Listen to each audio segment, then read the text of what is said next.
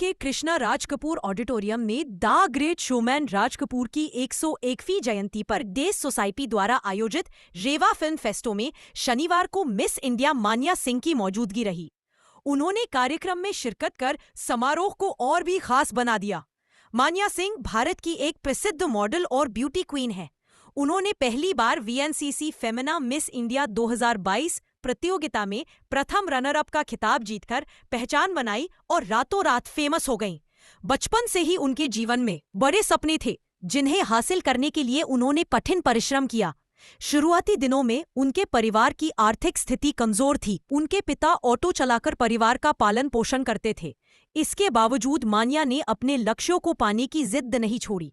मुंबई में संघर्ष करते हुए उन्होंने मिस इंडिया प्रतियोगिता में चयनित होकर अपने सपनों को साकार किया और अब वह युवाओं के लिए प्रेरणा का स्रोत बन गई है।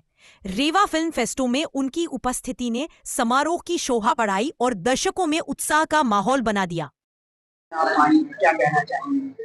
पहली बार है मेरा रेवा में आना और मुझे बहुत खुशी है। बहुत प्यार से लोगों ने रखा मुझे और बहुत प्यार दिया और इट्स ऑनर, क्योंकि राज कपूर जी के लिए इतना बड़ा इवेंट होता है। वो हमारे लिए इंस्पिरेशन है, हम सब के लिए, नॉट जस्ट जो एंटरटेनमेंट से आते हैं बट हर एक गांव के बच्चे उनका नाम जानते हैं। तो उनको सेलिब्रेट करना, उनकी लेगेसी को सेलिब्रेट करना रेवा वासियों के लिए बहुत बड़ी बात है और इंडिया के लिए वो एक कहते हैं ना, इंस्पायर करते हैं कि हम सबको अपने वेटरन्स को ऐसे ही सेलिब्रेट करना चाहिए। सो कांग्रेचुलेशंस रेवा वासियों, आपके लोग बहुत प्यार करते हैं आपसे।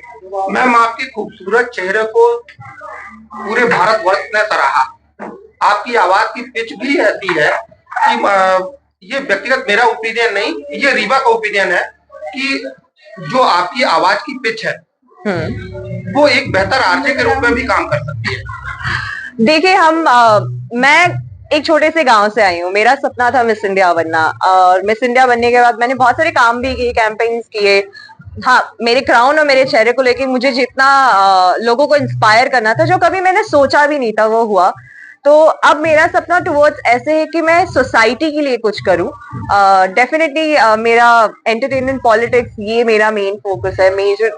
तो आई एम नॉट सेइंग कि कोई भी प्रोफेशन गलत होता है, बट मुझे ऐसा लगता है कि मेरी आवाज मैं कुछ और तरीके से यूज कर सकती हूँ, जहाँ पे मेरा सिर्फ आवाज नहीं, कहीं ना कहीं मेरी एज अ बीइंग, हम कहते हैं ना कि धरती पे आप पैदा होते हो तो आपका एक पर्पस होता है।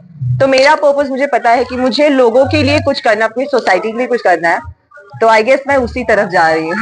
मैम, आपको क्या ये नहीं लगता है, जिस तरह से आपकी पर्सनैलिटी है, जिस तरह से आपकी आवाज है, तो और जिस मध्यम वर्गीय परिवार से आप आते हैं, तो आपको नहीं लगता है कि आपकी आवाज, आपकी पर्सनैलिटी जो आप लोगों के लिए एक मार्गदर्शन का काम करे, वो एक सामान्य परिवार से जो लोग बिलोंग करते हैं उनके लिए हो? मैं हमेशा से ही सामान्य, आप देखेंगे मेरा काम, मैं 2 NGOs ओन करती हूँ, जहाँ पे मैं कैंसर पेशेंट और लड़कियों को, जो कहीं ना कहीं लड़कियों को हम बचाने की कोशिश करते हैं ह्यूमन ट्रैफिकिंग से। तो ये मध्यम वर्ग लोगों के लिए ही होता है। अगर मैं हमेशा कुछ मेरा कंट्रीब्यूशन होता है, वो हमेशा बच्चों के लिए होता है, वो फैमिलीज के लिए होता है। तो मुझे लगता है मेरी जीवनी का एक ही उद्देश्य है कि मेरी तरह लड़की हो या लड़का, वो हमेशा आगे जाए। और मेरा मेन फोकस वही है। मैंने जैसे बोला कि मुझे पॉलिटिक्स में बहुत ज्यादा इंटरेस्ट है, तो मैं वो करती हूँ। और रिलेटेड टू सोसाइटी, अगर कोई ऐसी सर्विस भी करनी पड़े तो मैं हमेशा करूंगी। तो हमेशा मेरा मोटो ही है कि मैं अपने जैसे लोगों के लिए आगे बढ़ूं। मैम, जैसे आपने बताया कि पॉलिटिक्स में आपका इंटरेस्ट है, तो आप जो इंटरेस्ट है आपका, तो आप राहुल गांधी जैसे काम करने की अपेक्षा रखती है या नरेंद्र मोदी जैसे? देखिए, मैं उस स्टेज पे हूँ जहाँ मुझे ऑफर्स आए थे। मुझे प्रियंका गांधी जी ने ऑफर किया था कि आपको अगर इलेक्शन में जाना है तो हम आपको टिकट्स दे सकते हैं, बट मेरी वो उम्र नहीं थी। तो मैं ये नहीं कहना चाहूंगी कि मैं सर्टेन पार्टी को सपोर्ट करती हूँ, बट आने वाले समय में मैं हमेशा से ही ये कोशिश करूँ कि मैं बीजेपी के साथ ही काम करूँ। मतलब मैम, कुल मिला के जो आपकी आइडियोलॉजी है वो बीजेपी के साथ है। हाँ, क्योंकि अगर आप देखेंगे तो आज इंडिया डेवलपिंग में की तरफ आगे बढ़ रहा है, वो उसी वजह से बढ़ रहा है क्योंकि हमारे पास बहुत ऐसी ग्रोथ, ऐसे इंस्पिरेशन आगे बढ़ रही है। तो सब करंट पार्टी जो करे वो बहुत अच्छी बात है। मैम, जो आज की, सिर्फ एक आखिरी सवाल, जो आज की छोटी बच्चियां हैं और वो आप जैसे एक सफल आयाम हासिल करना चाहती हैं, उनके लिए एक संदेश।